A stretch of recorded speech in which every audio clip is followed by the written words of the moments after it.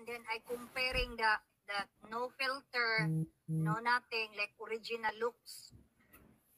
And then when I saw in it, and then I comparing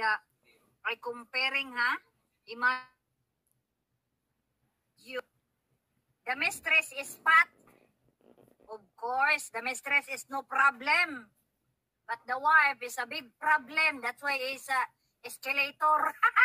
You telling me that escalator? Oy, big wallet. Turn around, look at your skinny wife.